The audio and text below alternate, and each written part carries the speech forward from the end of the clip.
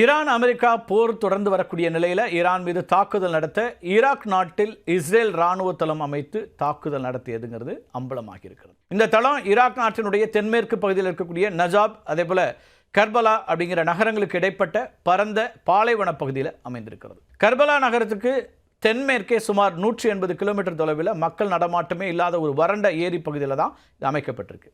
ஈராக்கினுடைய முன்னாள் அதிபர் Saddam Hussein காலத்தில் கட்டப்பட்ட அதுக்கு பிறகு கைவிடப்பட்ட H3 சவுத் வெஸ்ட் விமான ஓடுதளத்தை இஸ்ரேல் தன்னுடைய தளத்திற்காக பயன்படுத்திட்டு இருந்திருக்காங்க. அங்கே இருக்கக்கூடிய மிகப்பெரிய பள்ளத்தாக்கிற்குள்ள இந்த தளம் மிக ரகசியமாக ஒளித்து வைக்கப்பட்டிருக்கிறது. ஈரானுடைய ஏவுகணை தாக்குதலிலிருந்து தப்பிப்பதற்காகவே இந்த இடம் மிக கவனமாக தேர்வு செய்யப்பட்டிருப்பதா வரக்கூடிய செய்திகளை பார்க்கிறோம். இந்த தளம் கண்டுபிடிக்கப்பட்ட விதமே ஒரு சினிமா திரைக்கதை போன்றது. மார்ச் மாத தொடக்கத்தில் அந்த பகுதியில் ஆடு மேய்ச்சி கொண்டிருந்த ஒருத்தர் ஆளில்லாத பாலைவனத்தில் ராணுவ ஹெலிகாப்டர்கள் அடிக்கடி வந்து போகிறதையும் துப்பாக்கிச்சூடு சத்தத்தையும் கேட்டு ஈராக் ராணுவத்திற்கு தகவல் கொடுக்குறாரு. தகவலை தொடர்ந்து ஈராக் ராணுவத்தினர் அங்கே சோதனையிட போகிறாங்க. ஆனால் அவங்க அந்த தளத்தை நெருங்கிறதுக்கு முன்னாடியே இஸ்ரேல் வான்வழி தாக்குதல் நடத்தி அவங்கள தடுக்கிறாங்க. இதில் ஒரு ஈராக் வீரர் கொல்லப்படுறாரு. இந்த தகவல்கள் இப்போது தான் ஊடகங்களில் வெளியாயிட்டு இருக்கு.